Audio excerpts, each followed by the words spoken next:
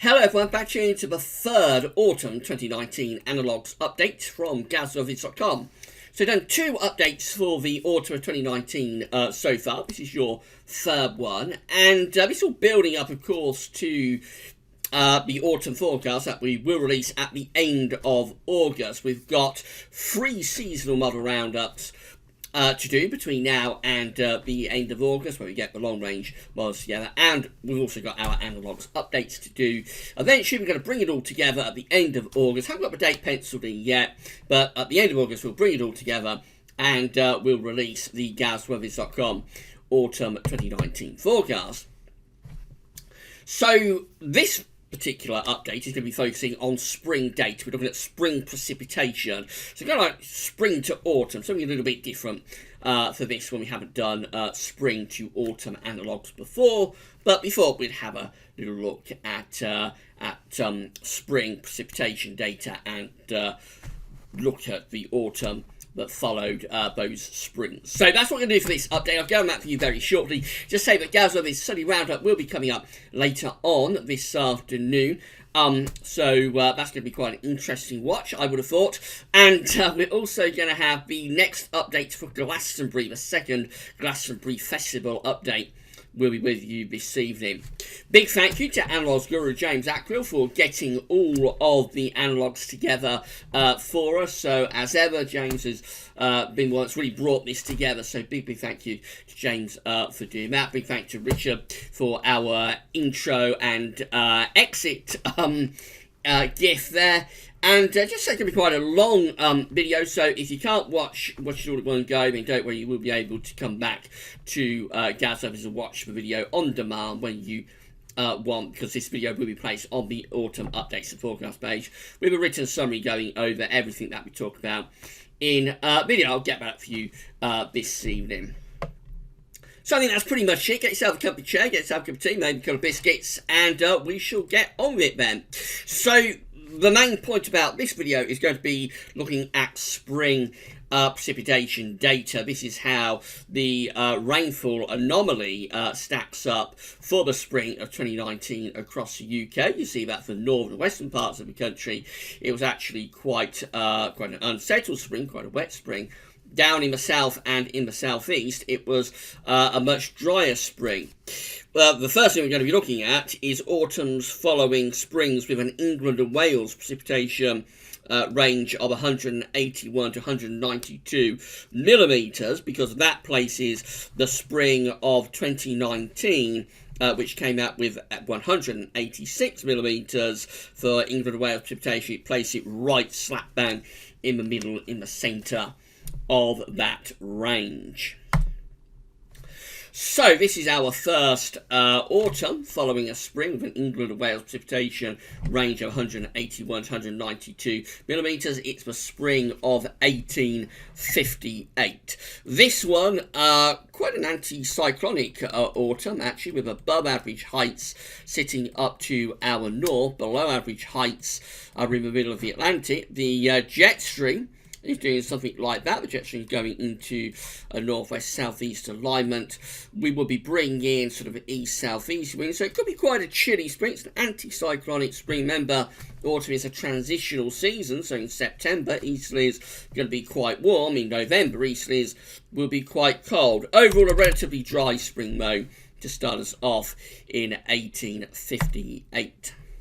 The next spring is 1885 again, or I should say the next autumn is in 1885. This following springs with an England and Wales precipitation of 181 to 192 millimetres, placing the spring of 2019 in the middle at 186 millimetres. The autumn of 1885 is unsettled, very different autumn to the last one we're just looking at. This one has a big trough of below average heights over the UK, much of northwest Europe, above average heights up towards Greenland. Jet stream is on a southerly track doing something like that as well, so that's a much more unsettled, potentially much cooler, even colder autumn too.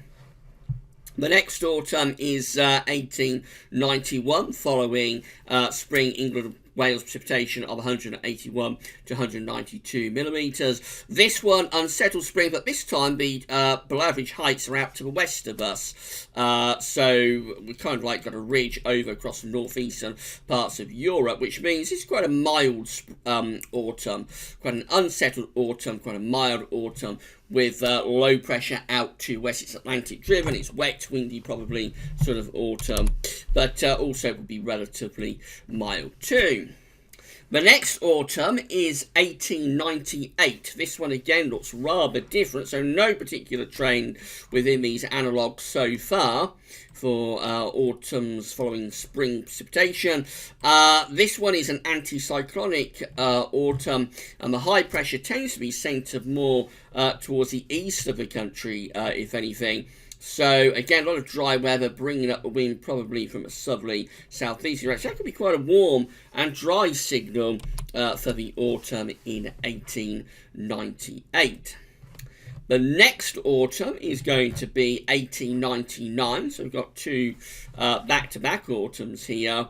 This one again, quite an anticyclonic signal with above average heights. This time centred kind of like over and to the west-southwest of the country, below average heights up to the north. So jet stream's doing something like that. Again, a lot of dry weather you would have thought on offer with this autumn overall, and a relatively mild autumn as well in 1899.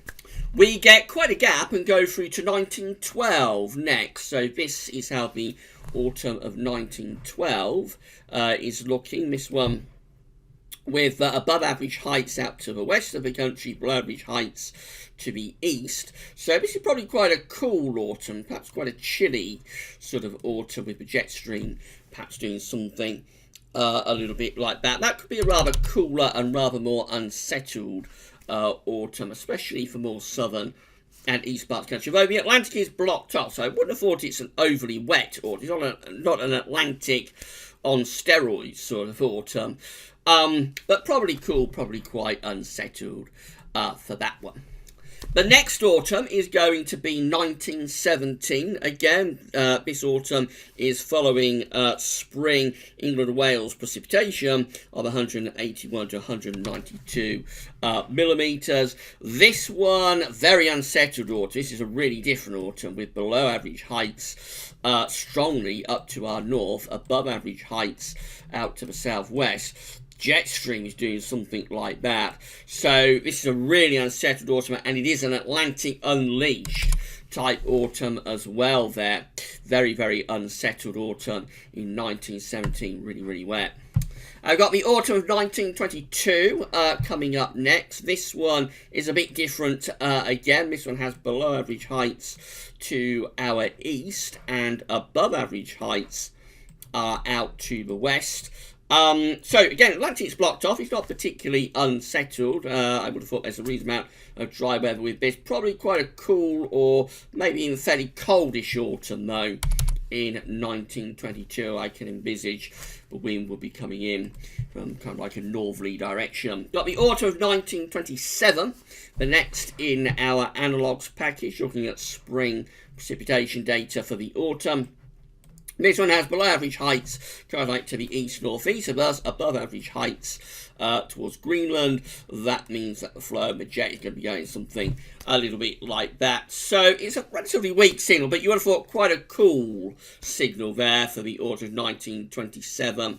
Maybe quite a coldish autumn. Of course, December 1927 was a cold month and had a classic snowy Christmas. So maybe the pattern of that cold December was beginning to get going in the autumn of 1927. I would have thought relatively dry, but also quite an unsettled, also quite a cold autumn.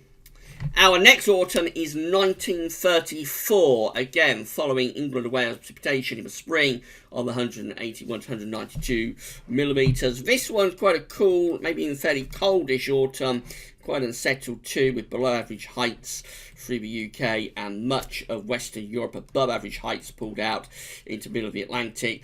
We're within a trough within the 500 millibar flow with the jet stream, so that looks pretty cool and unsettled in the autumn of 1934. Autumn 1940. Showing up next, this one really unsettled autumn with below average heights in across much of the north and the west of Europe, above average heights out in the Atlantic. Again, in some ways it's similar to the pattern that we have in the autumn of 1934. There's a trough within the 500 millibar flow by the look of it. So cool, maybe quite cold and unsettled autumn in 1940. Autumn 1955 shows up next, and this one has an anticyclonic signal with above average heights over and to the north and west of the country, quite a bit of high pressure in control, because that's a very hot and dry anticyclonic summer, and that pattern does continue for a time anyway into the autumn of 1955. So there's a lot of dry weather on offer, and it is a relatively warm, mild autumn as well. 1955. Then we got the autumn of 1962, again following spring England and Wales precipitation of 181 to 192 millimetres. The autumn of 1962 looking like this, with above average heights very close to the country, a little bit to our north, below average heights to our south. It's a relatively dry autumn, quite a chilly autumn as well, quite a coolish autumn, especially late on. Does get quite cold into November. Easterly winds and just a fairly coolish dry signal for the autumn of 1962, preceding the daddy of cold winters, which was of course 1963. Autumn 1978 is our next one. This one was a strongly anticyclonic signal as well. So again, we're following spring England and Wales precipitation of 181 to 192 millimetres. And this one, it's very anticyclonic. Below average heights are away to our north. Above average heights are kind of like over the country. Jet streams push northwards as well. It's very mild autumn. No hints at all really at any point through this autumn until the final week of November. Very few hints of the really cold winter, the winter discontent that is to follow for 1978, 1979. Long gap then to 2002, so go from 1978 through to 2002. That was our next spring in 2002 with an England and Wales precipitation range of 181 to 192 millimetres. The autumn of 2002 has blocking up to the north. It has high pressure signal away to the north, and it has below average heights to the west and to the south of the country. Quite an easterly sort of autumn, and it's interesting because September is generally dry and quite warm, but October is very wet and also a lot cooler as well. And then November is sort of a nondescript sort of November, but also quite wet, I think, in 2002. 2004 is our next autumn for this analogues package. This one, again, quite anticyclonic, above average heights out to the west and to the northwest of the country. And that leaves us relatively dry through this autumn with strong anticyclonic signal, although it does again have quite a wet October, but September and November are drier months. 2007 also is an autumn with quite a strong anticyclonic signal. This time the above average heights are kind of like just out to the west of us, and the jet streams in that sort of position. So again, we see a lot of dry weather with this autumn in 2007. Good job, because it follows on from that atrociously wet summer of 2007. So the autumn was a lot drier, and temperatures were generally quite mild through that autumn, particularly in October and November. I think September was actually a little bit cooler, it's closer to average, but a lot of dry weather on offer in that one. And then the final autumn for this analogues package is the autumn of 2013, and this one also with an anticyclonic signal. Again, you notice a high pressure tending to be centred out to west. So there wasn't much of a trend through the early part of this update, but late on it does look like we have a trend towards more anticyclonic autumns, to be honest. Below average heights up to the north, jet stream going off up there somewhere. So bringing it all together for this analogues package, this is how all of the Septembers combined are looking when we have autumns following springs with an England and Wales precipitation of 181 to 192 millimetres. It looks a relatively unsettled and quite cool signal actually for the Septembers, with above average heights tending to be out to the west of the country. With these spring to autumn Septembers, below average heights tending to be to the north-northeast. Jet stream is aligned northwest to southeast, so you would envisage quite a, on average, there would be years that deviate, of course. For example, it's 1978 in this analogues package, and that's a very dry, quite warm September. But overall, this does look like quite a cool and unsettled package of analogues for September when we bring it all together. October looks like that, and it's probably a drier signal in October because we're blocking off the Atlantic, but we're sending the above average heights kind of like into the middle of the Atlantic and potentially up towards Greenland. So a bit of a mid-Atlantic ridge type pattern going on there, with below average heights tending to be to our south and southeast. That means we could be pulling down some quite cool sort of northerly winds. So October could be a relatively dry month, but maybe quite a cold month actually. Some early frost perhaps in those Octobers. And then the Novembers just look very anticyclonic, really. So it is, this analogues package is favouring anticyclonic conditions through the autumn, most definitely, although September does deviate to some degree. But when we get through to November, we tend to have the above average heights almost over the top of the country, really. Below average heights are away to the north. Jet streams push northwards as well. It's just an anticyclonic signal for the November. Probably relatively mild, although in November you can get frost and fog under high pressure. But it's probably a relatively mild signal for these Novembers, but mainly dry and anticyclonic. And this is how the autumns themselves look. So this is how autumns following springs with England and Wales precipitation of 181, 192 millimetres. All of those autumns combined are looking. And again, it's an anticyclonic signal, despite the fact that September tends to be a little bit more unsettled overall. These autumns tend to be quite high pressure dominated, with high pressure sitting just out to the west of the country, below average heights up to the northeast.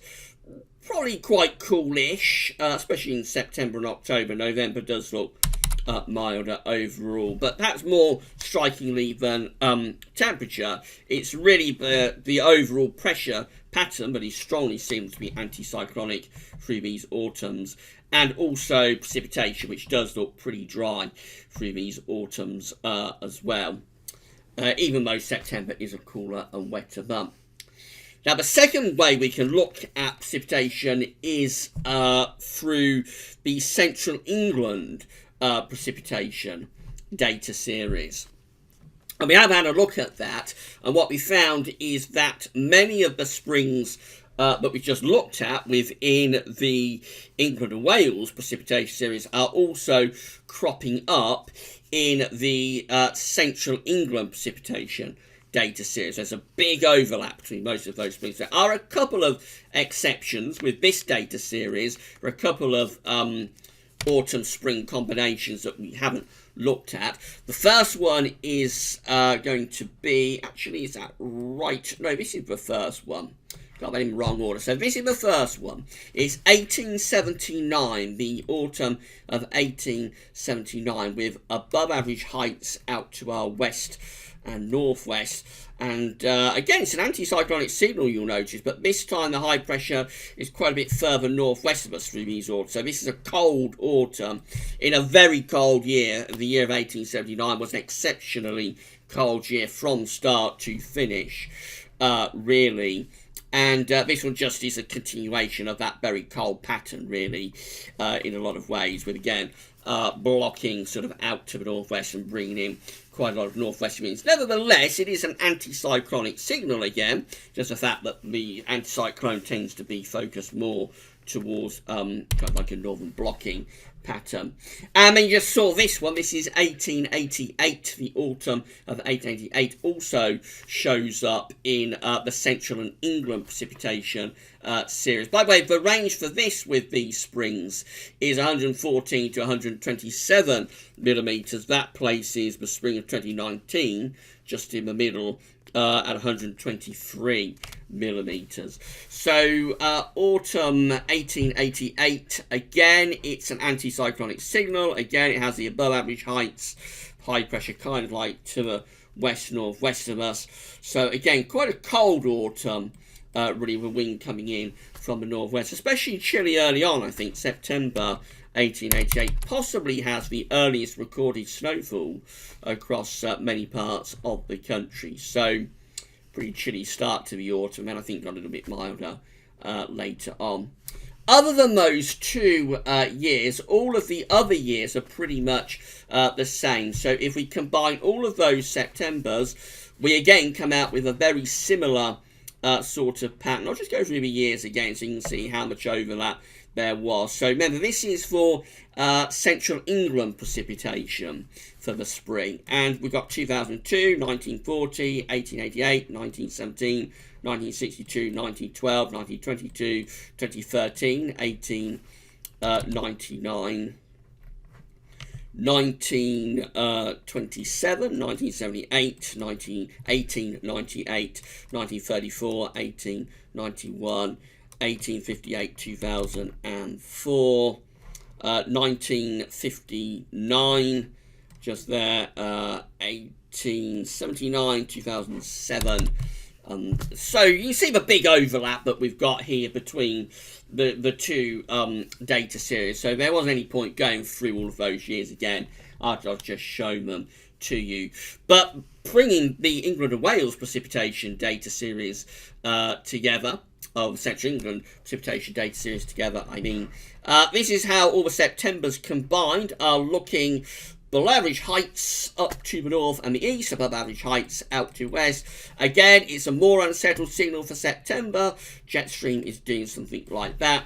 Northwest, southeast aligned. So it's a cool, unsettled signal for the autumn, or for the Septembers with these autumns. This is how the Octobers are looking, and again, it's virtually identical to the previous analogues package with the above average heights out to west of us, and then we've got the below average heights kind of like to the east south of us.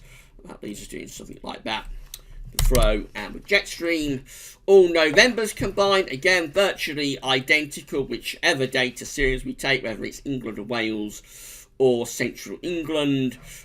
This one again with the above average heights over to the west of the country, so it's strongly anticyclonic and relatively mild signal for the Novembers. All autumns combined, so this is how it all stacks up and you bring it all together. With this data series, it's identical virtually to the previous data series, with above average heights tend to be out to west. An anticyclonic signal therefore favoured with these spring to autumn analogues, and that's true whether we take Central England precipitation or whether we take England and Wales precipitation. And that rounds up the 3rd autumn 2019 analogues update. So that's it, and we'll be back of course next week with some more analogues. We may do spring temperature next week, spring to autumn, some more spring to autumn analogues, this time looking at temperature. Not sure, haven't discussed that yet with James and Richard, but we shall see. We'll certainly have some more autumn analogues for you next week. Right, this video will be placed on the autumn updates and forecast page with a written summary going over everything that we discussed in the video. I'll get that up for you this evening. We've got Galsworthy's Sunny Roundup coming up around or just after lunchtime.